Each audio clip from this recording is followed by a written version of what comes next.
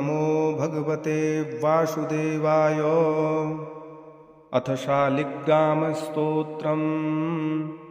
ॐ अस्य श्रीशालिग्रामस्तोत्रमन्त्रस्य श्रीभगवान् ऋषिः श्रीनारायणो देवता अनुष्टुप्छन्दः।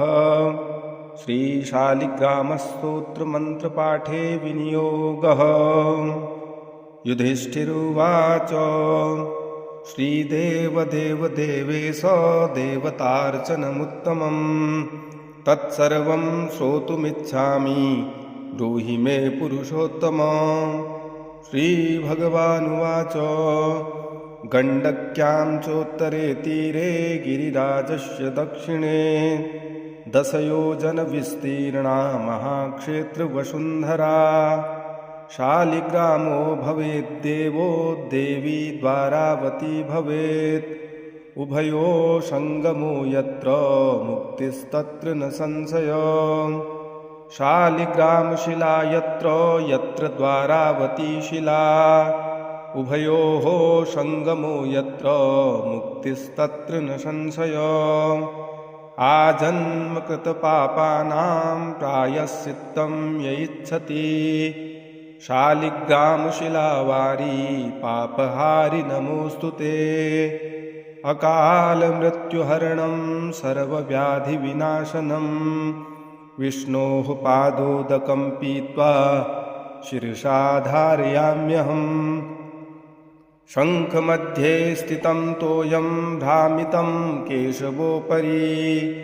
अङ्गलग्नं मनुष्याणां ब्रह्महत्यादिकं दहेत्। स्नानोदकं पिबेन्नित्यं चक्राङ्कितशिलोद्भवम्।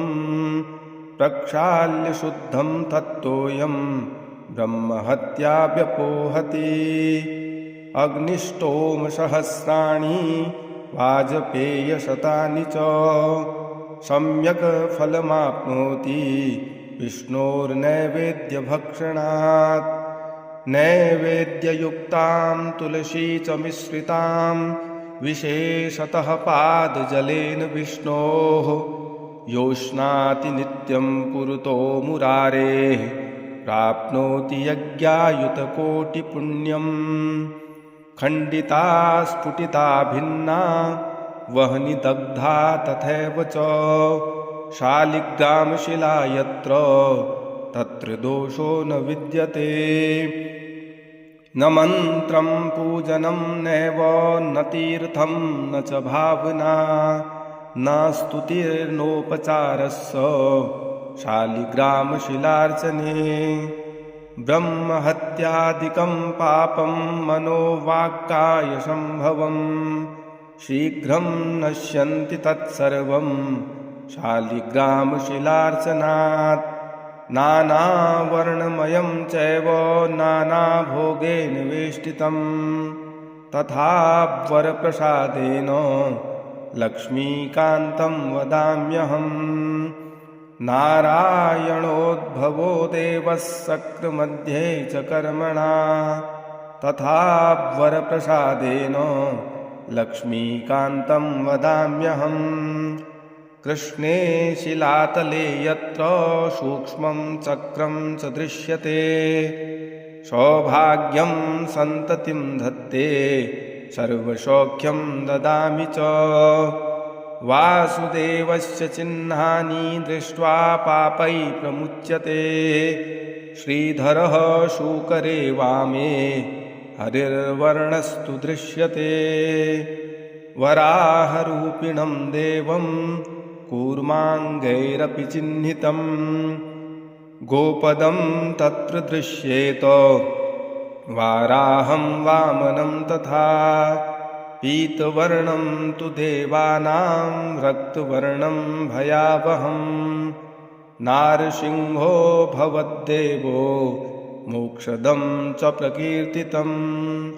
शङ्खचक्रगदाकूर्माः शङ्खो यत्र प्रदर्श्यते शङ्खवर्णस्य देवानां वामे देवस्य लक्षणम्। दामोदरं तथा स्थूलं मध्ये चक्रं प्रतिष्ठितं पूर्णद्वारेण संकीर्णा पीतरेखा च दृश्यते छत्राकारे भवेद्राज्यं वर्तुले च महाश्रियः कपटे च महादुःखं शूलाग्रे तूर्णं ध्रुवं ललाटे शेषभोगस्तु शिरोपरि शुकाञ्चनं चक्रकाञ्चनवर्णानां वामदेवस्य लक्षणम् वामपार्श्वे च वैचक्रे कृष्णवर्णस्तु पिङ्गलम् लक्ष्मीनृसिंहदेवानां पृथग्वर्णस्तु दृश्यते लम्बोष्ठे च दरिद्रं स्यात् पिङ्गले हानिरेव च लग्नचक्रे भवेद्व्याधिर्विदारे मरणध्रुवम् पादोदकं च निर्माल्यं मस्तके धारयेत् सदा विष्णोर्दृष्टं भक्षितव्यं तुलसीदलमिश्रितम् कल्पकोटिसहस्राणि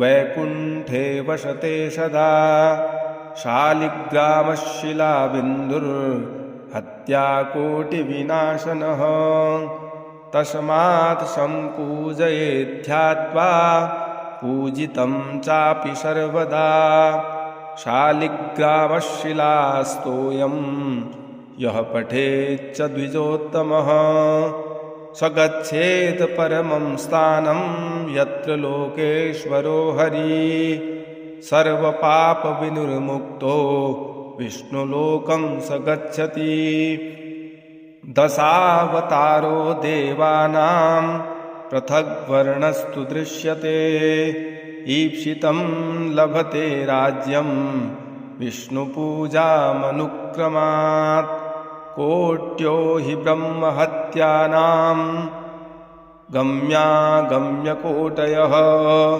ताः सर्वा नाशमायान्ति विष्णोर्नैवेद्यभक्षणात् विष्णोः पादोदकं पीत्वा कोटिजन्माघनाशनम् तस्माद्दष्टगुणं पापं भूमौ बिन्दुनिपातनात् ॐ इति श्री भविष्योत्तरपुराणे गण्डकीशिलामाहात्म्ये श्रीकृष्णयुधिष्ठिरसंवादे शालिग्रामस्तोत्रं सम्पूर्णम्। ॐ नमो भगवते वासुदेवाय। अथ शालिग्रामस्तोत्रम्। ॐ अस्य श्रीशालिग्रामस्तोत्रमन्त्रस्य श्रीभगवान् ऋषिः श्रीनारायणो देवता अनुष्टुप्छन्दः। श्रीशालिग्रामस्तोत्रमन्त्रपाठे विनियोगः। युधिष्ठिरुवाच श्रीदेवदेवदेवेश देवतार्चनमुत्तमं तत्सर्वं श्रोतुमिच्छामि ब्रूहि मे पुरुषोत्तम। श्रीभगवानुवाच गण्डक्यां चोत्तरे तीरे गिरिराजस्य दक्षिणे 10 योजनविस्तीर्णा महाक्षेत्रवसुन्धरा। शालिग्रामो भवेद्देवो देवी द्वारावती भवेत्। उभयो संगमो यत्र मुक्तिस्तत्र न संशयो। शालिग्रामशिला यत्र यत्र द्वारावती शिला।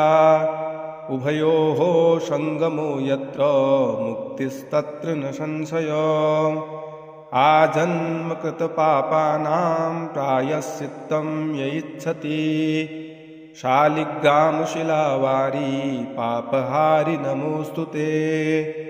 अकालमृत्युहरणं सर्वव्याधिविनाशनं विष्णोः पादोदकं पीत्वा शिरसा धारयाम्यहम्। शङ्खमध्ये स्थितं तोयं भ्रामितं केशवोपरि। अङ्गलग्नं मनुष्याणां ब्रह्महत्यादिकं दहेत् स्नानोदकं पिबेन्नित्यं चक्राङ्कितशिलोद्भवं प्रक्षाल्य शुद्धं तत्तोऽयं ब्रह्महत्या व्यपोहति अग्निष्टोमसहस्राणि वाजपेयशतानि च सम्यक् फलमाप्नोति विष्णोर्नैवेद्यभक्षणात् नैवेद्ययुक्तां तुलसी च मिश्रितां विशेषतः पादजलेन विष्णोः योष्णाति नित्यं पुरतो मुरारेः प्राप्नोति यज्ञायुतकोटिपुण्यम् खण्डिता स्फुटिता भिन्ना वह्नि दग्धा तथैव च शालिग्रामशिला यत्र तत्र दोषो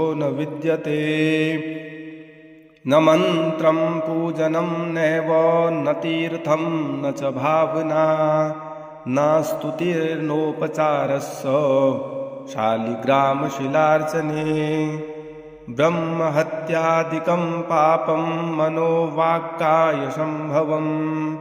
शीघ्रं नश्यन्ति तत्सर्वं शालिग्रामशिलार्चनात् नानावर्णमयं चैव नानाभोगेन वेष्टितं तथा वरप्रसादेन लक्ष्मीकान्तं वदाम्यहम् नारायणोद्भवो देवः शक्रमध्ये च कर्मणा तथा वरप्रसादेन लक्ष्मीकान्तं वदाम्यहम् कृष्णे शिलातले यत्र सूक्ष्मं चक्रं च दृश्यते सौभाग्यं सन्ततिं धत्ते सर्वसौख्यं ददामि च वासुदेवस्य चिह्नानि दृष्ट्वा पापै प्रमुच्यते श्रीधरः शूकरे वामे हरिर्वर्णस्तु दृश्यते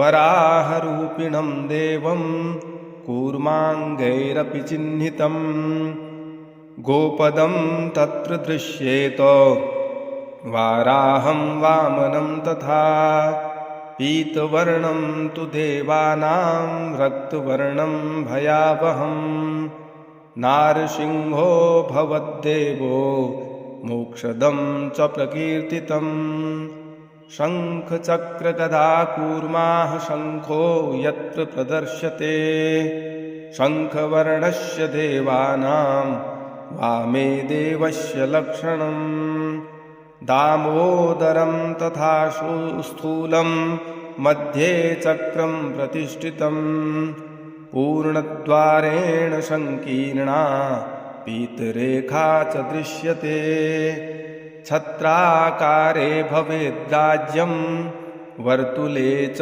महाश्रियः कपटे च महादुःखं शूलाग्रे तूर्णं ध्रुवम् ललाटे शेषभोगस्तु शिरोपरि शुकाञ्चनं चक्रकाञ्चनवर्णानां वामदेवस्य लक्षणम् वामपार्श्वे च वै चक्रे कृष्णवर्णस्तु पिङ्गलम् लक्ष्मीनृसिंहदेवानां पृथग्वर्णस्तु दृश्यते लम्बोष्ठे च दरिद्रं स्यात् पिङ्गले हानिरेव च लग्नचक्रे भवेद्व्याधिर्विदारे मरणध्रुवम् पादोदकं च निर्माल्यं मस्तके धारयेत् सदा विष्णोर्दृष्टं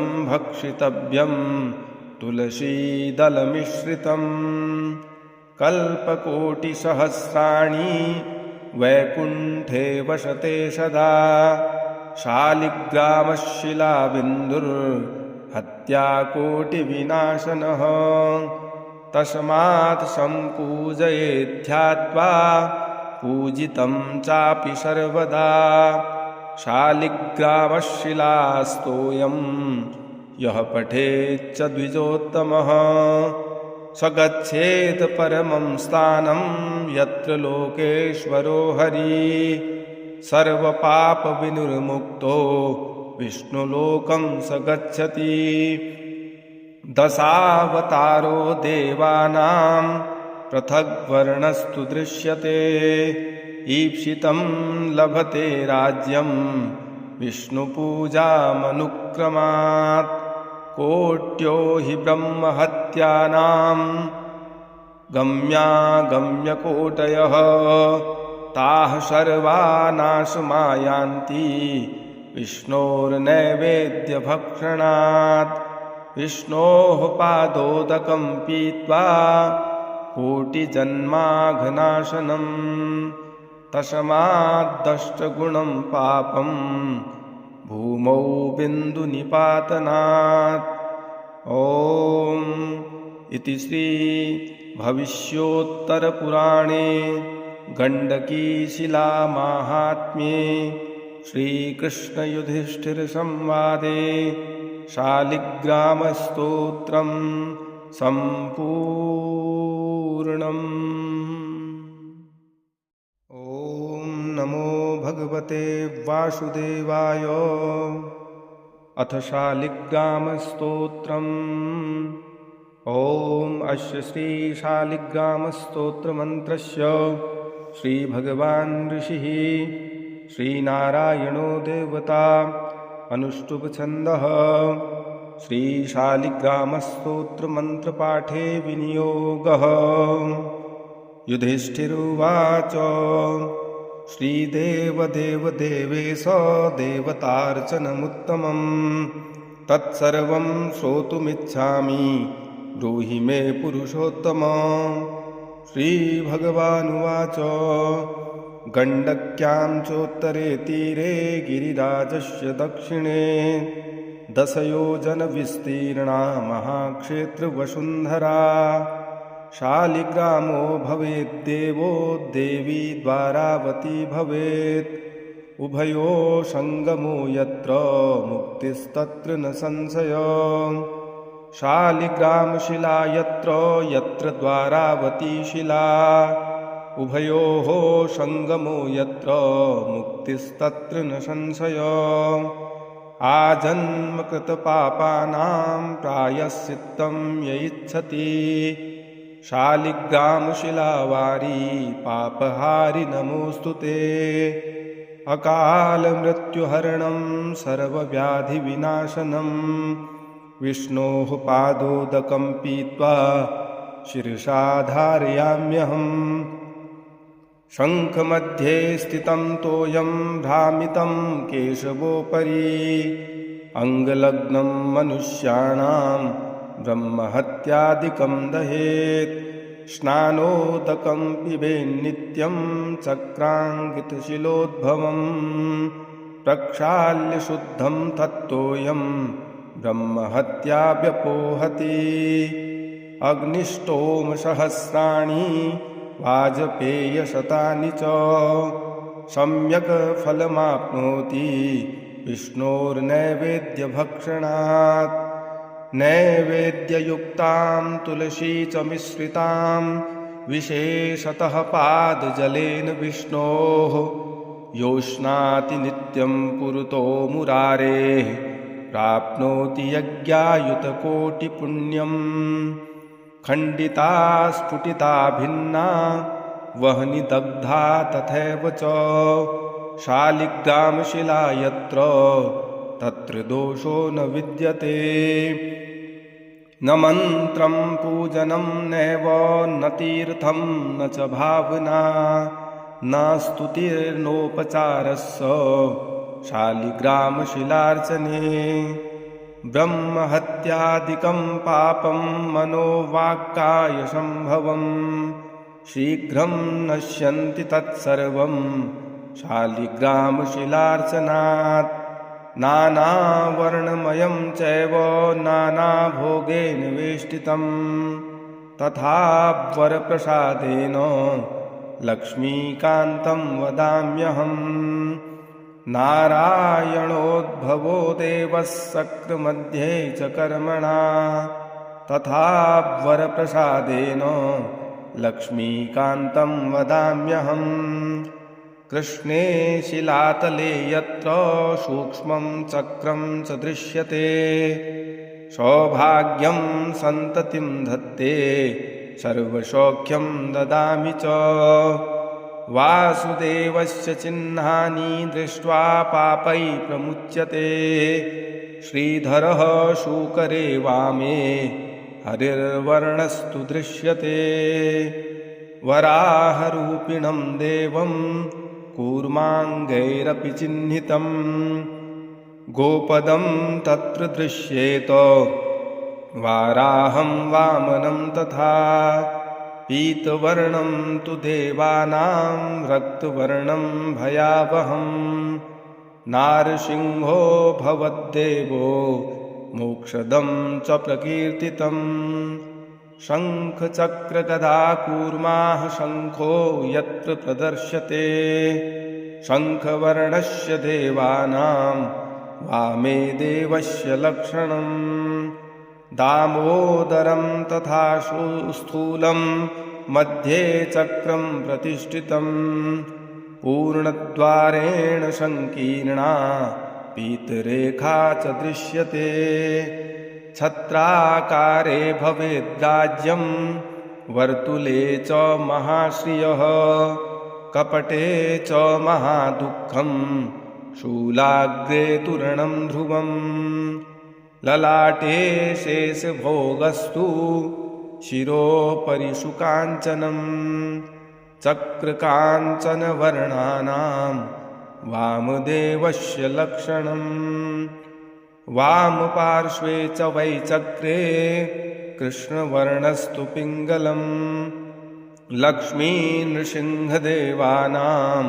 पृथग्वर्णस्तु दृश्यते लम्बोष्ठे च दरिद्रं स्यात् पिङ्गले हानिरेव च लग्नचक्रे भवेद्व्याधिर्विदारे मरणध्रुवम् पादोदकं च निर्माल्यं मस्तके धारयेत् सदा विष्णोर्दृष्टं भक्षितव्यं तुलसीदलमिश्रितम् कल्पकोटिसहस्राणि वैकुण्ठे वसते सदा शालिग्रामशिलाबिन्दुर्हत्याकोटिविनाशनः तस्मात् सम्पूजयेद्ध्यात्वा पूजितं चापि सर्वदा शालिग्रामशिलास्तोयं यः पठेच्च द्विजोत्तमः स गच्छेत् परमं स्थानं यत्र लोकेश्वरो हरिः सर्वपापविनिर्मुक्तो विष्णुलोकं स गच्छति दशावतारो देवानां पृथग्वर्णस्तु दृश्यते ईप्सितं लभते राज्यं विष्णुपूजामनुक्रमात् कोट्यो हि ब्रह्महत्यानां गम्यागम्यकोटयः ताः सर्वा नाशमायान्ति विष्णोर्नैवेद्यभक्षणात् विष्णोः पादोदकं पीत्वा कोटिजन्माघनाशनं तस्माद्दष्टगुणं पापं भूमौ बिन्दुनिपातनात् ॐ इति श्री भविष्योत्तरपुराणे गण्डकीशिलामाहात्म्ये श्रीकृष्णयुधिष्ठिरसंवादे शालिग्रामस्तोत्रं सम्पूर्णम्।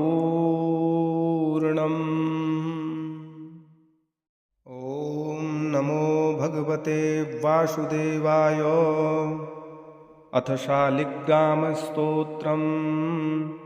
ॐ अस्य श्रीशालिग्रामस्तोत्रमन्त्रस्य श्रीभगवान् ऋषिः श्रीनारायणो देवता अनुष्टुप्छन्दः। श्रीशालिग्रामस्तोत्रमन्त्रपाठे विनियोगः।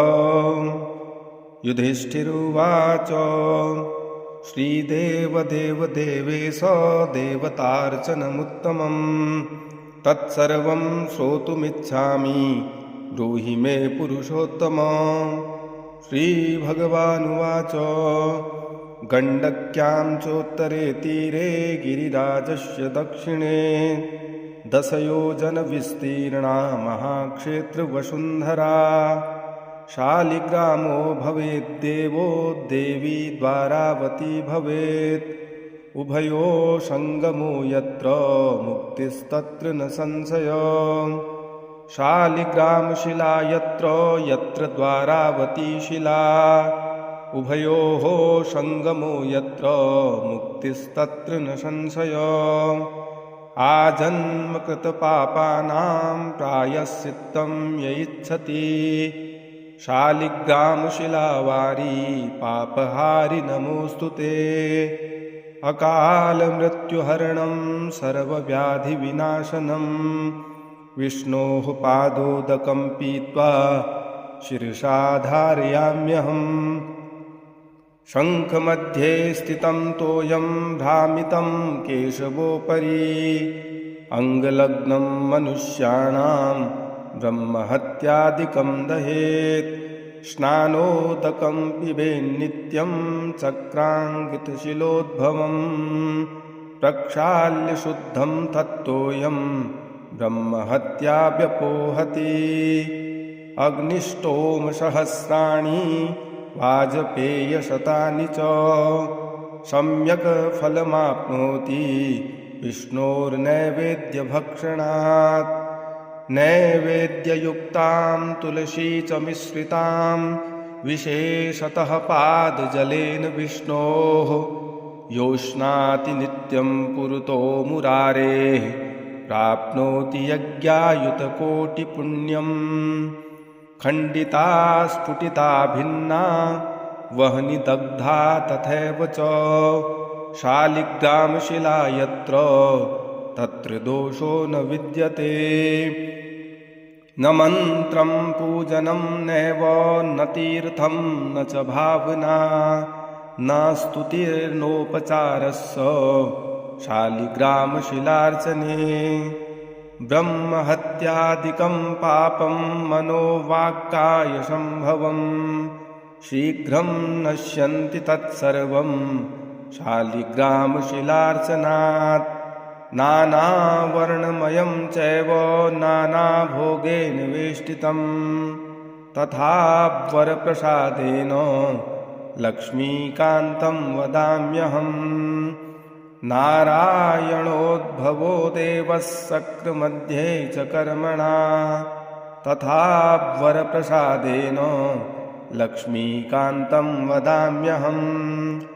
कृष्णे शिलातले यत्र सूक्ष्मं चक्रं च दृश्यते सौभाग्यं सन्ततिं धत्ते सर्वसौख्यं ददामि च। वासुदेवस्य चिह्नानि दृष्ट्वा पापै प्रमुच्यते। श्रीधरः शूकरे वामे हरिर्वर्णस्तु दृश्यते। वराहरूपिणं देवं कूर्माङ्गैरपि चिह्नितं गोपदं तत्र दृश्येत वाराहं वामनं तथा। पीतवर्णं तु देवानां रक्तवर्णं भयावहं नारसिंहो भवद्देवो मोक्षदं च प्रकीर्तितम्।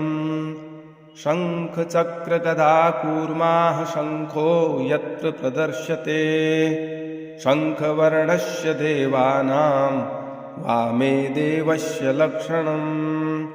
दामोदरं तथा स्थूलं मध्ये चक्रं प्रतिष्ठितं पूर्णद्वारेण संकीर्णा पीतरेखा च दृश्यते। छत्राकारे भवेद्राज्यं वर्तुले च महाश्रियः कपटे च महादुःखं शूलाग्रे तूर्णं ध्रुवम्। ललाटे शेषभोगस्तु शिरोपरि शुकाञ्चनं चक्रकाञ्चनवर्णानां वामदेवस्य लक्षणम्। वामपार्श्वे च वै चक्रे कृष्णवर्णस्तु पिङ्गलम् लक्ष्मीनृसिंहदेवानां पृथग्वर्णस्तु दृश्यते लम्बोष्ठे च दरिद्रं स्यात् पिङ्गले हानिरेव च लग्नचक्रे भवेद्व्याधिर्विदारे मरणध्रुवम् पादोदकं च निर्माल्यं मस्तके धारयेत् सदा विष्णोर्दृष्टं भक्षितव्यं तुलसीदलमिश्रितम् कल्पकोटिसहस्राणि वैकुण्ठे वसते सदा शालिग्रामशिलाबिन्दुर्हत्याकोटिविनाशनः तस्मात् सम्पूजयेद्ध्यात्वा पूजितं चापि सर्वदा शालिग्रामशिलास्तोयं यः पठेच्च द्विजोत्तमः स गच्छेत् परमं स्थानं यत्र लोकेश्वरो हरिः सर्वपापविनिर्मुक्तो विष्णुलोकं स गच्छति दशावतारो देवानां पृथग्वर्णस्तु दृश्यते ईप्सितं लभते राज्यं विष्णुपूजामनुक्रमात् कोट्यो हि ब्रह्महत्यानां गम्यागम्यकोटयः ताः सर्वा नाशमायान्ति विष्णोर्नैवेद्यभक्षणात् विष्णोः पादोदकं पीत्वा कोटिजन्माघनाशनम् तस्माद्दष्टगुणं पापं भूमौ बिन्दुनिपातनात् ॐ इति श्री भविष्योत्तरपुराणे गण्डकीशिलामाहात्म्ये श्रीकृष्णयुधिष्ठिरसंवादे शालिग्रामस्तोत्रं सम्पूर्णम्। ॐ नमो भगवते वासुदेवाय। अथ शालिग्रामस्तोत्रम्। ॐ अस्य श्रीशालिग्रामस्तोत्रमन्त्रस्य श्रीभगवान् ऋषिः श्रीनारायणो देवता अनुष्टुप्छन्दः। श्रीशालिग्रामस्तोत्रमन्त्रपाठे विनियोगः। युधिष्ठिरुवाच श्रीदेवदेवदेवेश देवतार्चनमुत्तमं तत्सर्वं श्रोतुमिच्छामि ब्रूहि मे पुरुषोत्तम। श्रीभगवानुवाच गण्डक्यां चोत्तरे तीरे गिरिराजस्य दक्षिणे 10 योजनविस्तीर्णा महाक्षेत्रवसुन्धरा। शालिग्रामो भवेद्देवो देवी द्वारावती भवेत्। उभयो संगमो यत्र मुक्तिस्तत्र न संशयः। शालिग्रामशिला यत्र यत्र द्वारावती शिला।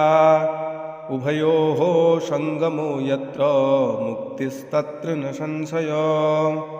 आजन्मकृतपापानां प्रायश्चित्तं य इच्छति। शालिग्रामशिलावारी पापहारि नमोऽस्तु ते। अकालमृत्युहरणं सर्वव्याधिविनाशनं विष्णोः पादोदकं पीत्वा शिरसा धारयाम्यहम्। शङ्खमध्ये स्थितं तोयं भ्रामितं केशवोपरि। अङ्गलग्नं मनुष्याणां ब्रह्महत्यादिकं दहेत्। स्नानोदकं पिबेन्नित्यं चक्राङ्कितशिलोद्भवम्। प्रक्षाल्य शुद्धं तत्तोयं ब्रह्महत्या व्यपोहति।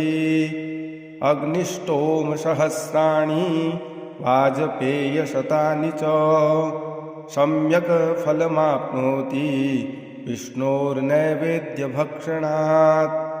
नैवेद्ययुक्तां तुलसी च मिश्रितां विशेषतः पादजलेन विष्णोः योष्णाति नित्यं पुरतो मुरारेः प्राप्नोति यज्ञायुतकोटिपुण्यम् खण्डिता स्फुटिता भिन्ना वह्नि दग्धा तथैव च शालिग्रामशिला यत्र तत्र दोषो न विद्यते न मन्त्रं पूजनं नैव न तीर्थं न च भावना न स्तुतिर्नोपचारस्य शालिग्रामशिलार्चने ब्रह्महत्यादिकं पापं मनोवाक्कायसम्भवं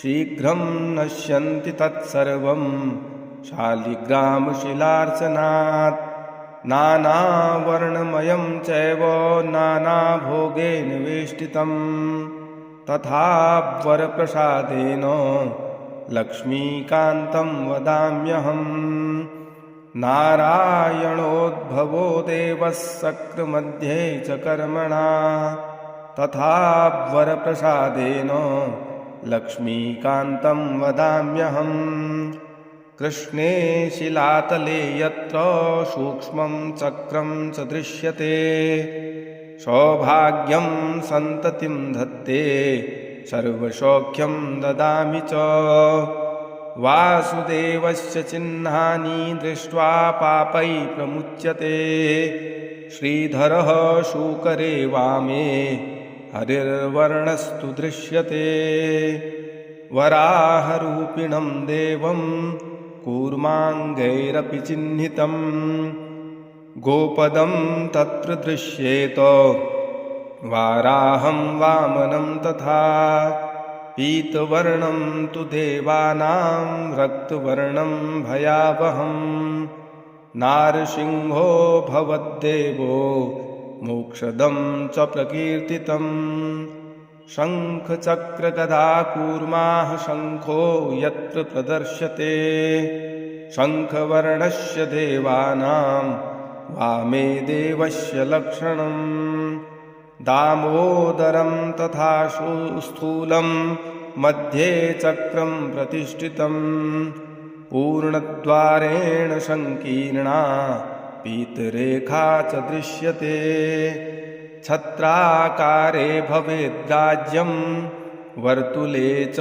महाश्रियः कपटे च महादुःखं शूलाग्रे तूर्णं ध्रुवम् ललाटे शेषभोगस्तु शिरोपरि शुकाञ्चनं चक्रकाञ्चनवर्णानां वामदेवस्य लक्षणम् वामपार्श्वे च वै चक्रे कृष्णवर्णस्तु पिङ्गलम् लक्ष्मीनृसिंहदेवानां पृथग्वर्णस्तु दृश्यते लम्बोष्ठे च दरिद्रं स्यात् पिङ्गले हानिरेव च लग्नचक्रे भवेद्व्याधिर्विदारे मरणध्रुवम् पादोदकं च निर्माल्यं मस्तके धारयेत् सदा विष्णोर्दृष्टं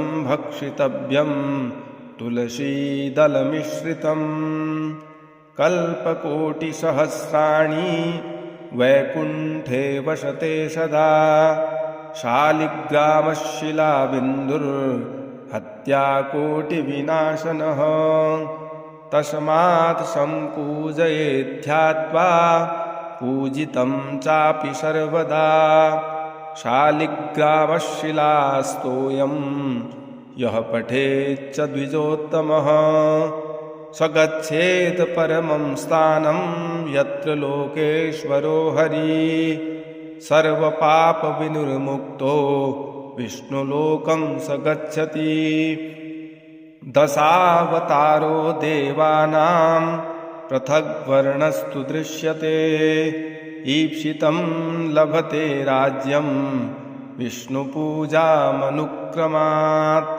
कोट्यो हि ब्रह्महत्यानां गम्यागम्यकोटयः ताः सर्वा नाशमायान्ति विष्णोर्नैवेद्यभक्षणात् विष्णोः पादोदकं पीत्वा कोटिजन्माघनाशनं तस्माद्दष्टगुणं पापं भूमौ बिन्दुनिपातनात्। ॐ इति श्री भविष्योत्तरपुराणे गण्डकीशिलामाहात्म्ये श्रीकृष्णयुधिष्ठिरसंवादे शालिग्रामस्तोत्रं सम्पूर्णम्।